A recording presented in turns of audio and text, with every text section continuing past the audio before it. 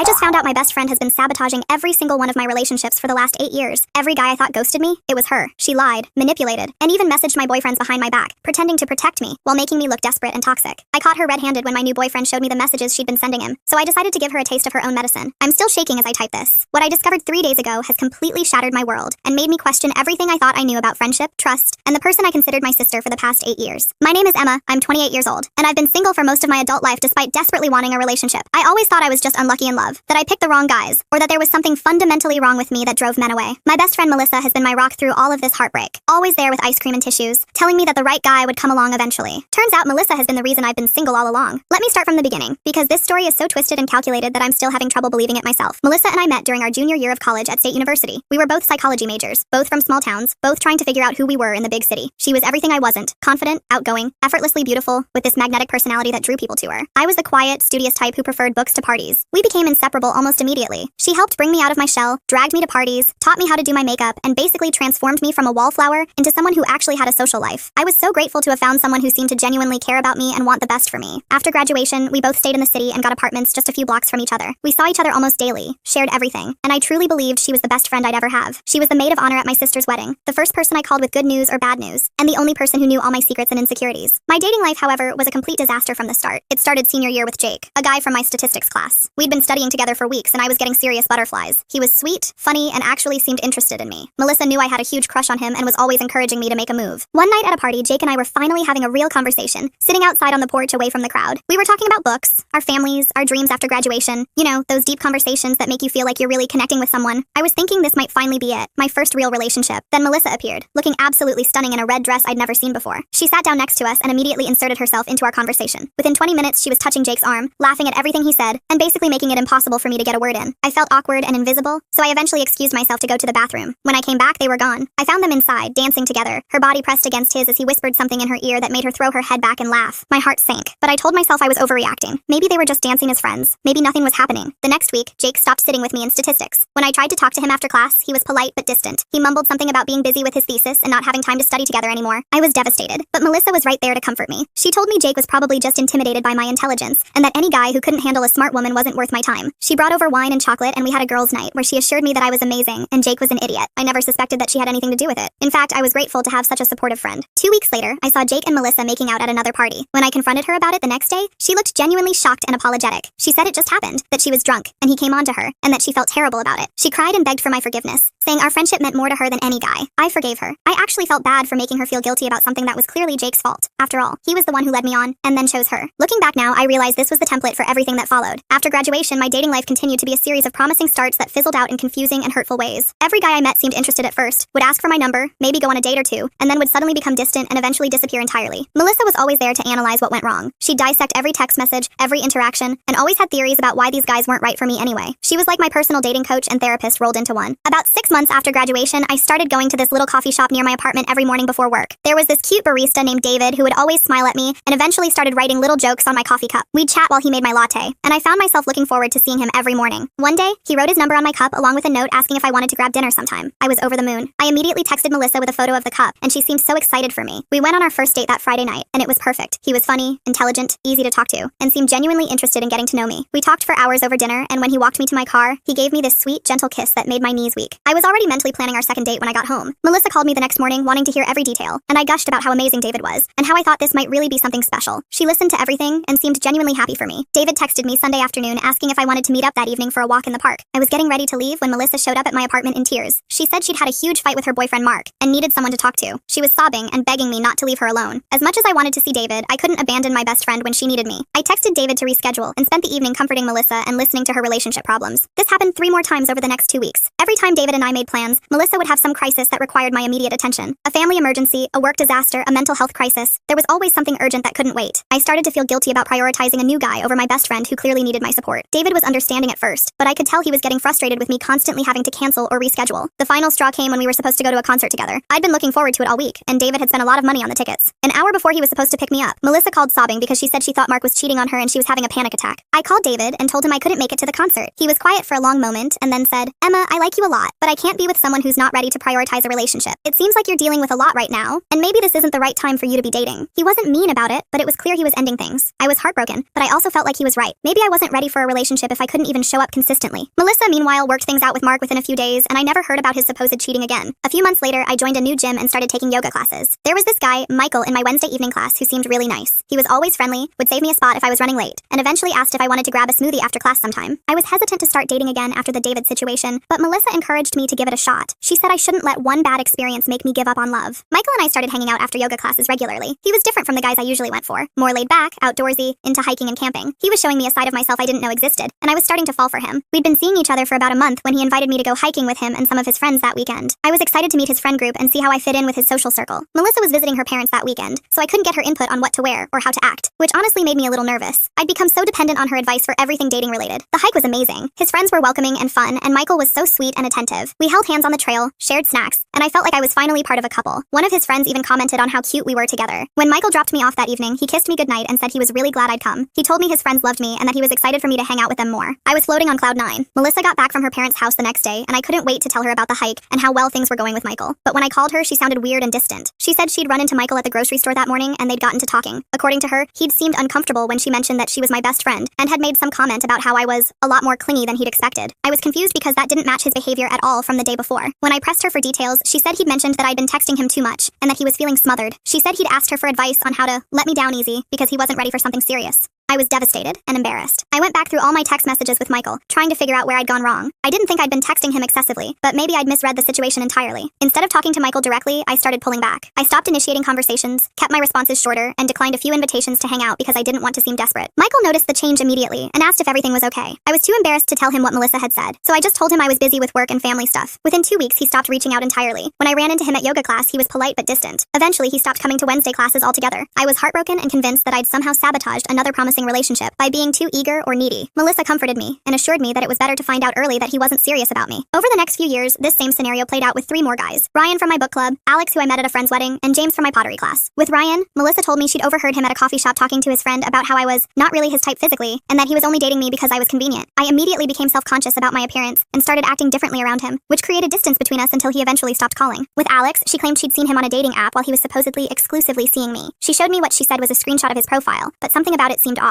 When I confronted Alex about it, he was genuinely confused and showed me that he deleted all his dating apps weeks earlier. But the seed of doubt had been planted, and I found myself constantly questioning his honesty until our relationship deteriorated. With James, Melissa said she'd heard from a mutual acquaintance that he'd been telling people I was desperate and trying too hard to lock him down after we'd only been dating for a month. I was mortified and started acting more aloof and independent, which James interpreted as disinterest. He told me later that he'd felt like I was pushing him away and wasn't sure what he'd done wrong. Each time the relationships ended, and each time Melissa was there to comfort me and help me analyze what went wrong. She was always so supportive and caring, and I was grateful to have someone who understood how frustrating dating could be. I started to believe that I was just bad at relationships, that there was something about me that drove men away. Maybe I was too intense, too needy, too something. Melissa would always assure me that I was amazing and that the right person would appreciate me for who I was. But privately, I started to wonder if I was meant to be alone. 3 months ago, everything changed when I met Tom at my company's annual charity fundraiser. He worked for one of our partner organizations, and we were introduced by my boss who thought we'd have a lot in common professionally. Tom was different from the other guys I'd dated. He was confident without being arrogant, successful but down to earth, and had this way of making me feel like the most interesting person in the room when we talked. We spent the entire evening together at the fundraiser, talking about everything from work to travel to our favorite books. When the event ended, he asked for my number and suggested we continue our conversation over dinner later that week. I said yes, but I was terrified of repeating the same patterns that had destroyed my previous relationships. I told Melissa about Tom the next day, and she seemed excited for me but also concerned. She reminded me of all my past relationship failures and suggested that maybe I should take things very slowly this time to avoid scaring him off. Our first official date was incredible. Tom picked a restaurant he thought I'd love based on our conversation about my favorite types of food, and he was right. We talked for hours, and there wasn't a single awkward moment. When he walked me to my car, he kissed me goodnight, and it was even better than I'd imagined. For the first time in years, I felt hopeful about my romantic future. Tom and I started seeing each other regularly. He was consistent, reliable, and seemed genuinely interested in building something real with me. He remembered details from our conversations, planned thoughtful dates, and introduced me to his friends and coworkers. After 6 weeks, he asked me to be his girlfriend officially, and I said yes. I was falling hard for this man, and for once, it seemed like my feelings were being reciprocated. Melissa's behavior during this time was different. She'd always been so invested in my dating life before, wanting to hear every detail and offering advice on everything from outfit choices to text message responses. But with Tom, she seemed more distant and less enthusiastic. When I'd gush about how amazing he was, she'd make subtle comments about not wanting to see me get hurt again. She'd remind me that all my relationships had started out well before falling apart, and she'd encourage me to keep my expectations realistic. I tried not to let her negativity affect me, but her words stuck in the back of my mind. Was I repeating the same mistakes? Was I setting myself up for another heartbreak? About 2 months into my relationship with Tom, Melissa started making offhand comments that made me uncomfortable. She'd mentioned that she'd seen him around town in situations that seemed slightly suspicious, like at a restaurant with a woman she didn't recognize, or staying late at his office when he told me he was going home. When I'd ask for more details or suggest that there might be innocent explanations explanations. She'd backtrack and say she was probably mistaken, or that she didn't want to cause problems between us. But she'd plant these seeds of doubt that would grow in my mind. One evening, Tom and I were supposed to have dinner at his place. He'd been planning to cook for me all week, and I was looking forward to a quiet, romantic evening together. About an hour before I was supposed to go over there, Melissa called me in tears. She said she'd been driving past Tom's apartment building and had seen him outside talking to a beautiful blonde woman. According to her, they were standing very close together, and the woman had her hand on his arm. She said it looked intimate, and that she was worried he might be cheating on me. My heart dropped into my stomach. I trusted Tom, but Melissa had no reason to lie to me, right? She was my best friend and only wanted to protect me. I called Tom and told him I wasn't feeling well and needed to cancel our dinner plans. He was concerned and offered to come over with soup or medicine, but I told him I just needed to rest. I spent the evening with Melissa instead, analyzing what she'd seen and trying to figure out if there was an innocent explanation. The next day, Tom mentioned that his sister had been in town unexpectedly the night before and had stopped by his apartment to catch up. He said he was disappointed that I'd been sick because he'd really wanted me to meet her. I felt terrible. His sister was the blonde woman Melissa had seen, and I'd missed the opportunity to meet her because I'd let my insecurities get the better of me. I made up an excuse about food poisoning and promised to meet his sister the next time she was in town. This happened several more times over the next few weeks. Melissa would see Tom in situations that seemed questionable. I'd panic and create distance, and then I'd later discover that there was a perfectly innocent explanation for whatever she'd witnessed. I started to wonder if Melissa's judgment was clouded by her concern for me, or if she was seeing threats that weren't actually there. But I didn't want to hurt her feelings by suggesting that she might be wrong, especially when she was clearly just trying to look out for me. Everything came crashing down 3 days ago in the most unexpected way. Tom and I had been dating for almost 3 months, and things were getting serious. We'd started talking about taking a weekend trip together, and he'd even hinted that he wanted me to meet his parents soon. I was happier than I'd been in years. That Tuesday afternoon, I was at work when I got a text from Tom asking if we could talk that evening. Something about the tone seemed serious, and I immediately started panicking that he was going to break up with me. I called Melissa during my lunch break, and she was surprisingly calm about the situation. She said that maybe Tom was ready to take the next step in our relationship and wanted to have a serious conversation about our future. For once, she was being optimistic and encouraging, but I had this nagging feeling that something was wrong. Tom had seemed distant for the past few days, and I couldn't shake the worry that I'd done something to push him away. I decided to surprise him by bringing dinner to his apartment before he had a chance to start whatever serious conversation he wanted to have. I thought that if I showed up with his favorite takeout and we had a nice evening together, maybe I could prevent whatever bad news he might be planning to deliver. I used the spare key he'd given me the week before and let myself into his apartment around 6 p.m. I was arranging the food in his kitchen when I heard voices coming from his bedroom. Tom was on a phone call, and I could hear him talking to someone. I wasn't trying to eavesdrop, but his voice was carrying, and I couldn't help but overhear parts of the conversation. What I heard made my blood run cold. "I don't know, Melissa, this is getting really weird," Tom was saying. "I care about Emma a lot, but the things you're telling me about her are making me question everything." My heart stopped. Tom was talking to Melissa? When had they even met? Why was he calling her? I crept closer to the bedroom door, my hands shaking as I tried to make sense of what I was hearing. "I believe you that you're just looking out for her," Tom continued, "but some of the stuff you're saying doesn't match the person I've gotten to know. Are you sure she said those things about my sister? Because that doesn't sound like Emma at all." I could hear Melissa's voice through the phone, but couldn't make out her exact words. Whatever she was saying, Tom didn't sound convinced. "Look, I was planning to talk to her tonight about some of this stuff, but I think I should just ask her directly instead of going through you. If she's really as possessive and manipulative as you're claiming, I'd rather see it for myself than take someone else's word for it." Possessive and manipulative? What had Melissa been telling him about me? I heard Tom moving around in the bedroom, and I quickly rushed back to the kitchen, trying to look busy with the takeout containers.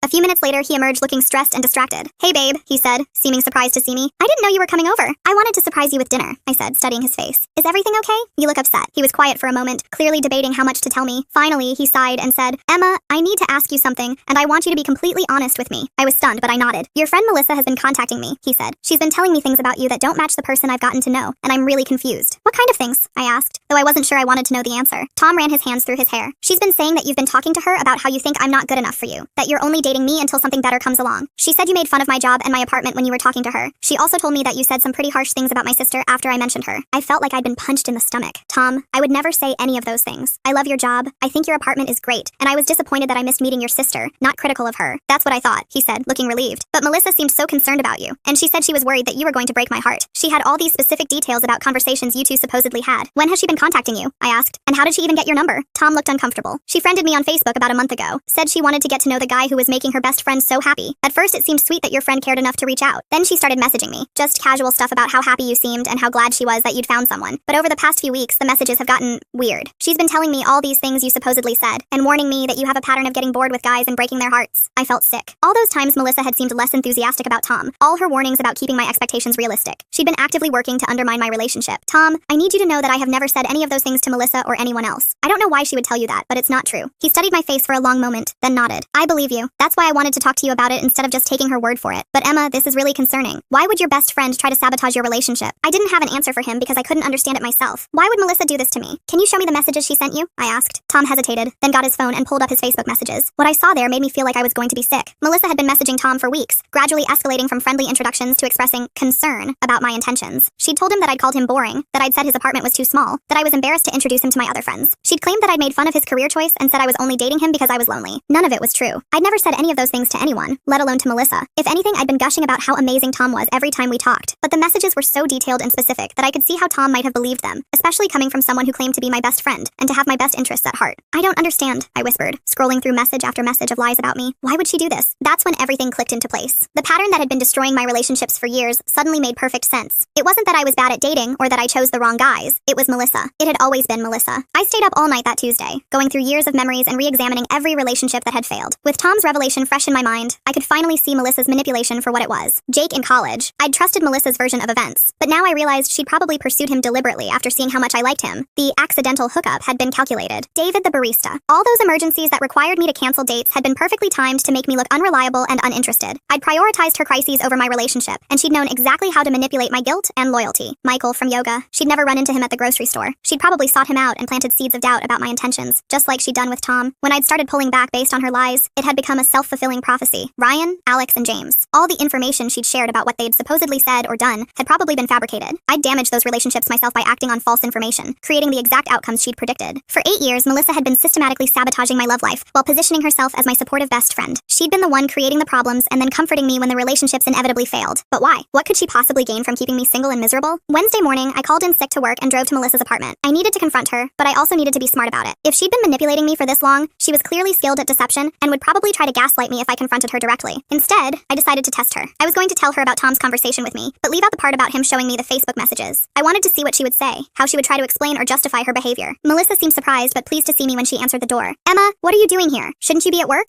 I needed to talk to you, I said. Something happened with Tom yesterday. Her eyes lit up with interest, and I could see her trying to hide her excitement. Oh no, what happened? Did you guys have a fight? Not exactly, I said, watching her face carefully. He told me that you've been messaging him on Facebook. For just a split second, I saw panic flicker across her features before she composed herself. Oh, that, she said, waving her hand dismissively. I just wanted to get to know him better since you're so serious about him. I hope that's okay. He said you've been telling him things about me, I continued. Things that aren't true. Melissa's expression shifted to one of concern and confusion. What do you mean? I've only told him good things about you. Tom said you told him that I called him boring and that I'm embarrassed to introduce him to my friends. She looked shocked. Emma, I would never say anything like that. Are you sure he understood what I was saying? Maybe there was some kind of miscommunication. Even now, faced with being caught in her lies, she was trying to manipulate the situation. She was suggesting that Tom had misunderstood her, rather than admitting to what she'd done. Melissa, he showed me the messages, I said quietly. The color drained from her face, and for a moment she looked like a deer caught in headlights. Then, her expression hardened into something I'd never seen before. Cold, calculating, and almost cruel. So what if I did? She said, her voice completely different from the sweet, caring tone she usually used with me. Someone needs to protect you from making another mistake. Protect me? I couldn't believe what I was hearing. You've been lying to him about me. I've been saving you from another heartbreak, she snapped. Do you really think Tom is going to stick around? You're not exactly known for your successful relationships, Emma. I was doing you a favor by ending it before he could hurt you. The only reason my relationships don't work out is because you sabotage them, I yelled, all the pieces finally falling into place. You've been doing this for years, haven't you? Every guy I've dated, every relationship that's failed, you've been behind all of it. Melissa laughed and the sound was bitter and cold. You're being paranoid. Not everything is about you, Emma, but I could see the truth in her eyes. She wasn't even trying to deny it anymore. Why? I whispered. Why would you do this to me? I thought you were my best friend. Because you're pathetic, she said, and her words hit me like a physical blow. You're needy and desperate, and you throw yourself at any guy who shows you the slightest bit of attention. Do you know how exhausting it is being your friend? Always having to comfort you when another relationship fails? Always having to listen to you whine about being alone? I stared at her, unable to process what I was hearing. This person standing in front of me saying these horrible things was supposed to be my best friend. If you hate me so much, why have you stayed friends with me for 8 years? I asked. She shrugged. Because you make me feel good about myself. You're so desperate for love and approval that you make me look like a catch by comparison. And honestly, it's been kind of fun watching you fail over and over again while thinking you're just unlucky. The cruelty in her voice was like nothing I'd ever heard before. This wasn't the Melissa I thought I knew. This was someone who had been enjoying my pain, who had been deliberately causing it for years. You're sick, I said, backing toward the door. You're a sick, twisted person and I never want to see you again. Fine by me, she called after me as I left. But don't come crying to me when Tom dumps you like all the others did. You'll be alone again within a month, and you'll have no one to blame but yourself. I drove home shaking, barely able to see through my tears. 8 years of friendship, 8 years of trust, and it had all been a lie. Melissa had never been my friend. She'd been my enemy, disguised as someone who cared about me. I called Tom as soon as I got home and told him everything. He was horrified by what Melissa had said to me, and incredibly apologetic for believing any of her lies, even temporarily. I should have trusted you from the beginning, he said. I'm so sorry that I let her get in my head at all. It's not your fault, I told him. She's been perfecting this manipulation for years. She knew exactly how to seem believable. Tom came over that evening, and we spent hours talking about everything Melissa had done and how it had affected my previous relationships. He helped me see that none of those failed relationships had been my fault. They'd all been casualties of Melissa's systematic sabotage.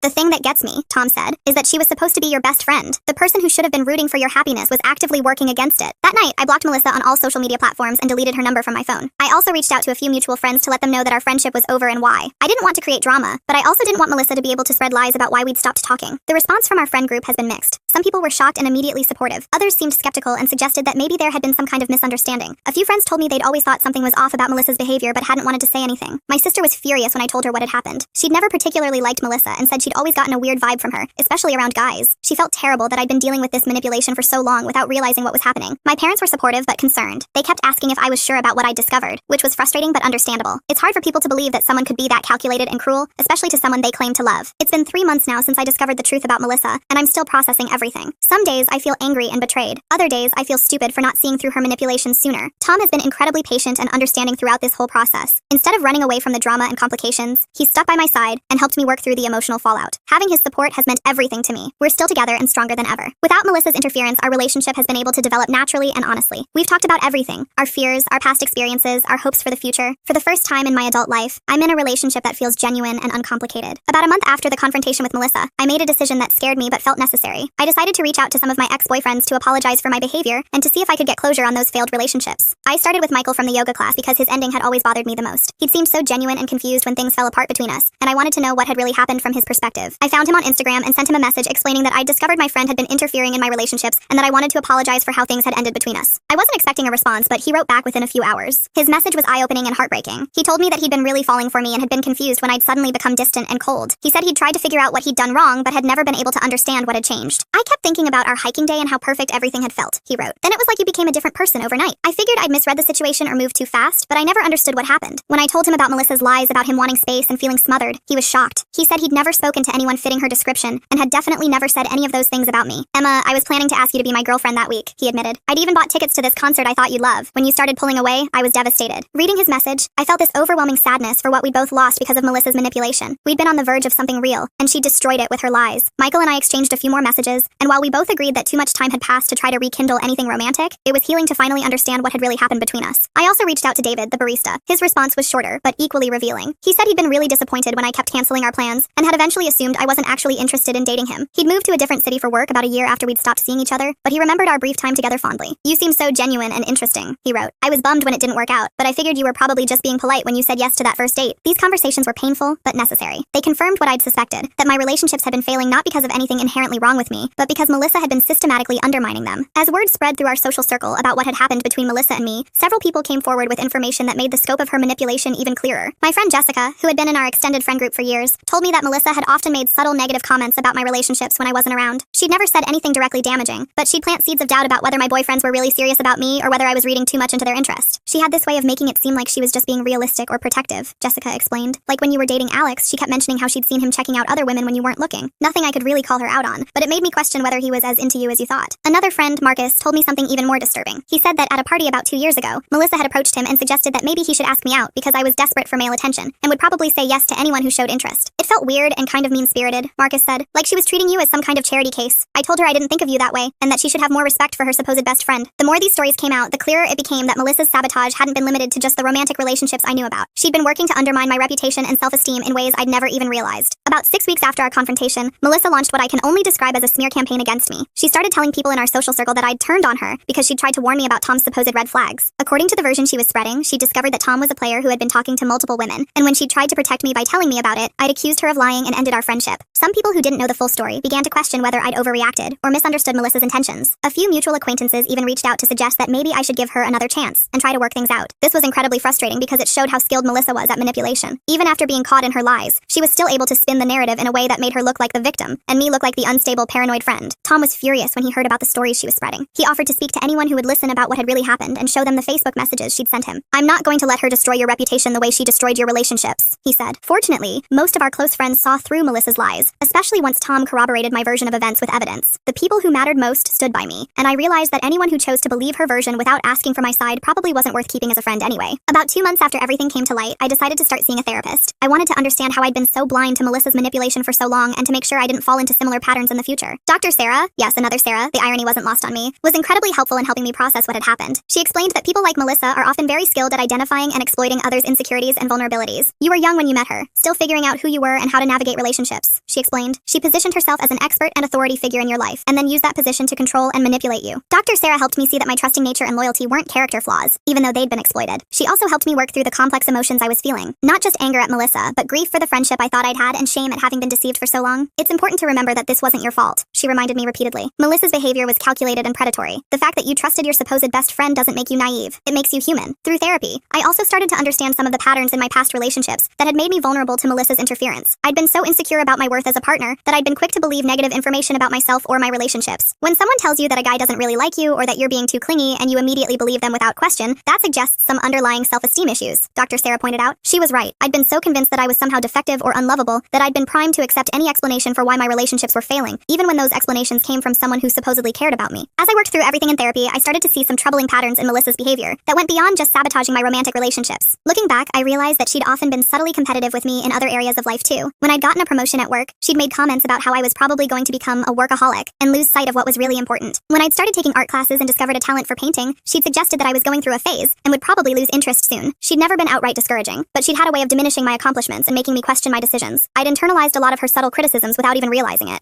Dr. Sarah called this covert narcissism, a pattern of behavior where someone maintains a caring, helpful exterior while actually working to undermine and control the people around them. People like this often target individuals who are kind, trusting, and somewhat insecure, she explained. They present themselves as indispensable friends or advisors while actually working to keep their victims dependent and isolated. This description fit Melissa perfectly. She'd made herself seem essential to my life while actually working to ensure that I didn't have other sources of support or validation. It's been 8 months now since I discovered the truth about Melissa, and my life has changed dramatically. My relationship with Tom continues to grow stronger every day. Without the constant undercurrent of anxiety and self-doubt that Melissa had been fostering, I've been able to relax and be myself in the relationship. Tom and I have talked about moving in together, and for the first time in my life, I'm not second-guessing whether I'm moving too fast or reading too much into his interest. I trust his words and actions because I no longer have someone whispering poison in my ear about his supposed hidden motives. I've also been working on rebuilding my self-confidence and learning to trust my own judgment. It's been harder than I expected. After years of having Melissa as my primary advisor on everything from career decisions to outfit choices, I've had to relearn how to make decisions independently. But it's also been liberating. I've discovered that I actually have pretty good instincts when I trust them. I've made some new friends through Tom's social circle and my art classes, and I've been more selective about the people I let into my inner circle. I've also reconnected with some old friends that I drifted away from during my years with Melissa. Several of them admitted that they'd never liked her and had felt uncomfortable around her, but hadn't wanted to interfere in my friendship. She always seemed to be watching and judging everything, my college friend Amy told me, like she was taking notes on everyone's weaknesses. It made me not want to be around her, which meant I ended up seeing less of you too. This was another painful realization, that Melissa's presence in my life had actually isolated me from other potential friends and support systems. She'd been my primary social connection for so long that I'd let other relationships fade. About 4 months ago, Tom suggested that we should consider reporting Melissa's behavior to the police. He was concerned that what she'd done might constitute harassment or fraud, and he wanted to make sure she couldn't do the same thing to other people. I consulted with a lawyer who specialized in harassment cases, but unfortunately, there wasn't much legal recourse available. Melissa hadn't threatened me physically, hadn't stolen money or property, and most of her manipulation had been psychological rather than criminal. What she did was morally reprehensible and emotionally damaging, the lawyer explained, but it's not technically illegal to lie to someone about their relationships or to manipulate them psychologically. The lawyer did suggest that if Melissa had cost me money through the dates I'd missed or relationships that might have led to financial stability, there might be grounds for a civil suit, but the damages would be difficult to prove and probably not worth the cost and emotional toll of litigation. In the end, I decided that the best revenge was living well and moving on with my life. I didn't want to give Melissa any more of my time or energy, even in the context of legal proceedings. This experience has taught me some hard but valuable lessons about friendship, trust, and self-worth. First, I've learned to trust my own instincts more, and to be wary of people who seem to have an opinion about every aspect of my life. A real friend supports your happiness and celebrates your successes, rather than constantly finding reasons to worry or criticize. Second, I've realized the importance of maintaining multiple sources of support and advice. Having Melissa as my primary confidant and advisor made me vulnerable to her manipulation. Now I have several close friends and family members I can turn to for different perspectives. Third, I've learned that someone's behavior toward others is often a better indicator of their character than how they treat you personally. Melissa had always been sweet and supportive to me directly, but looking back, I can see that she was often subtly critical or dismissive of other people in our social circle. Most importantly,